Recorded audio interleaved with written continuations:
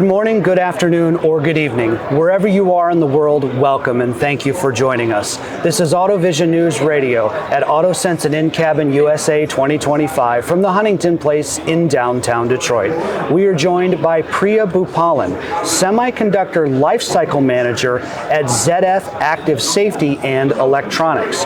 For nearly 25 years, Priya has been working in electronic circuit design, in high-speed electronics and automotive ADAS electronic designs, right from LTE base stations to autonomous vehicles, right from LTE base stations to autonomous vehicles.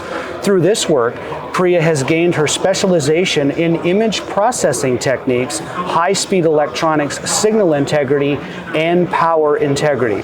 She has had the privilege of serving as a senior member of the IEEE Southeast Michigan section. She is a treasurer and member of IEEE Technology and Engineering Management Society and member of the IEEE Women in Engineering Group.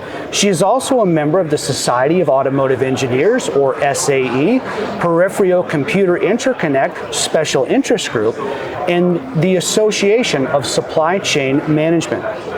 Priya co-owns 2 published Indian patents, in addition to being a published writer and a mentor to younger engineers in the field. Priya, welcome to AutoSens and InCabin. Good to see you, friend.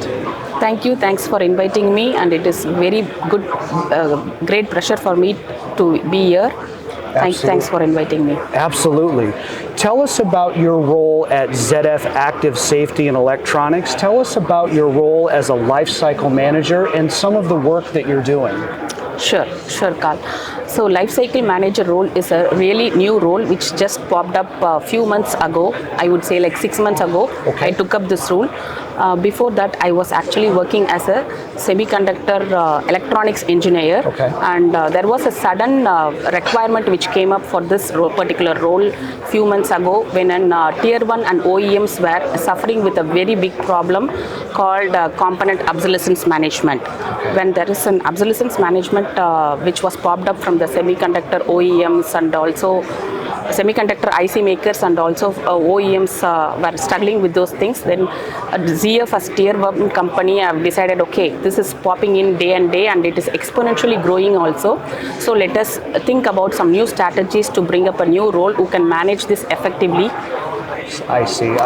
Who can manage this effectively, and what are the different strategies we will be able to make this as a win-win situation for both OEMs, tier 1 and also the customers. And that's when this life cycle manager, I can talk about more and even tell about more the actual problem of it. Right.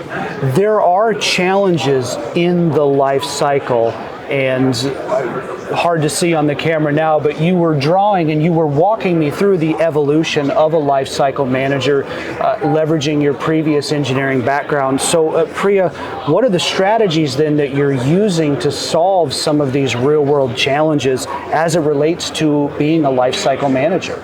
Sure, I will definitely take this up. First, let me first clearly explain what is the actual problem and challenge we have in all. So the first biggest problem is the semiconductor IC manufacturers, or say for example they produce a component and they tell that life cycle for this component is only 5 to 7 years, and there is also a valid reason why they say that, because the technology is rapidly expanding in today's nature. Like say for example 10 years ago, a decade ago, we just had a car to drive from point A to point B, and today we have everything inside the car. Yes. And the car is becoming a big data hub. So there are a lot of new electronics which is getting pumped in, bombarded into the automotive devices. With that said, every chip used in there has to go for a technology advancement at each point of time, and in that way, like the chips are getting obsoleted, and IC manufacturers also, they don't want to actually go sitting on with the old capable of chips for a longer period of time. Yes. And that when the IC semiconductor manufacturer says that, okay, let us obsolete this features and then let's upgrade it. And there are, of course, over the air feature of upgrading the software, and the software upgrade is also not practically possible to a bigger extent of time. It is kind of possible only for 3 to 4 years, and after that they really need some new features added to IC so that the semiconductors manufacturer are also put into a stage of making it obsolete and then upgrading totally a different. Let me give you a quick example. Please, yes. Quick example. Yes, please. So say for example, with n number of features, they have done a 256 pin of IC. If they want n plus maybe 1000 number of features, the 256 pins is not sufficient for them to incorporate all those changes, and that is the reason they have to definitely upgrade a component. Or this is one of the quickest electrical example I could point out to you at this point of time. So what happens right now is the semiconductor ICs, they are in a point and verge of going and upgrading a IC. And let us talk about the other side of the scenario. OEMs are there. They are manufacturing a car, and think about how long the life cycle they want the car to be. Like, it's definitely, as a customer, if I buy a car, I don't want a car to drive only for 5 to 7 years. I know. The car has to be on road for at least 10 years to 20 years, we'll expect. Sure. So with that said, we are really, as a tier 1 companies, we are really struggling to go and achieve that, bridge the gap between those two expectation and the available technology advancement which is happening right now. Recently we had one scenario, it's on the image sensor.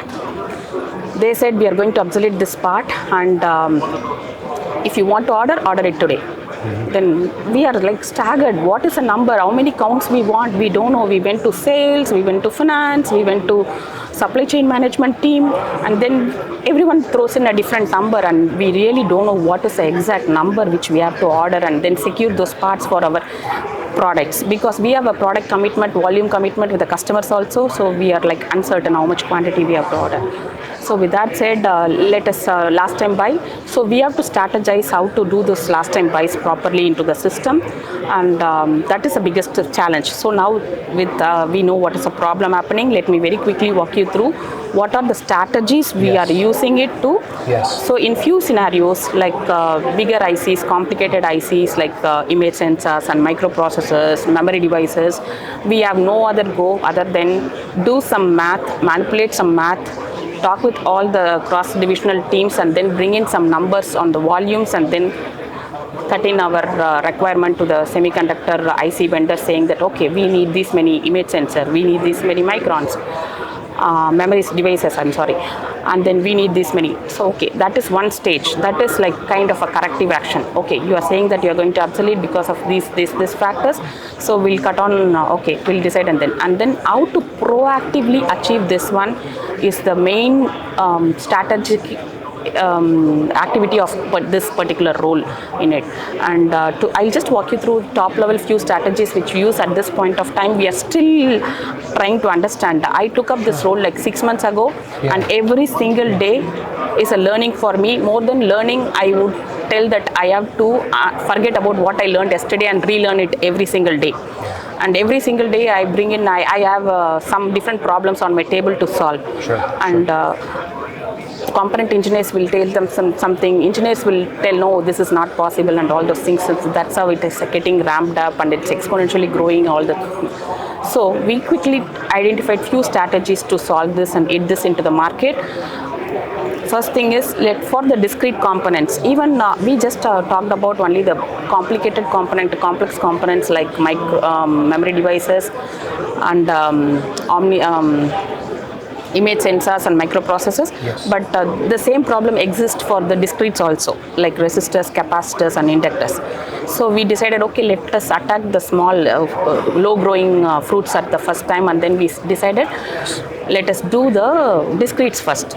So we have completely strategized a strategy to go for an alternative component, multi-sourced alternate components for all the discrete components, like passive components we would call in electronics, like resistors, capacitors. We have completely come up with, okay, if vendor A obsoletes one part, then we will have an alternate of vendor B for this particular ECU. Right. So our database, we are enriching our database to have a very robust system of this database enrichment. So if someone company X come and say, vendor X come and say that obsolete, okay, I have a different part, I'm all done. And this gets complicated as in when the features and the advancements of the IC functions increases, as we spoke about the memory devices, micro.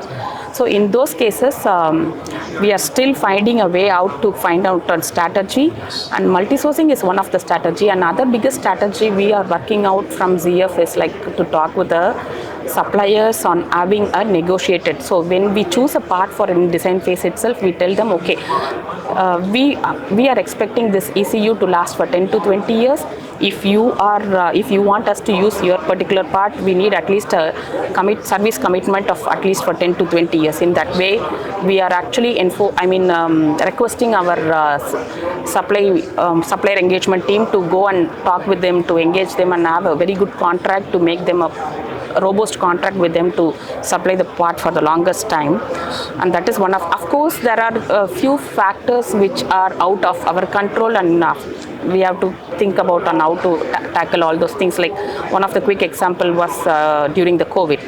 Yes. There was a complete chaos and obsolescence. Lot of obsolescence came through the COVID time. So that is totally different.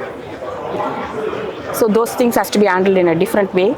And coming back to the other things, customer also, we have to go and complain with the customer. Okay, if you want to really order these many million parts to me, just order it now and strategize your things and order it now, so it will be easy for us to go and order those parts, design those parts and all those things. So these are the three main strategies. We are using it right now, and we are still learning, as I told, every day, every single day. With regard to signal and power integrity, why is that so essential for software-defined and autonomous vehicles? Yes, as I very quickly mentioned to you before, it's going to save life, and autonomous vehicles in future.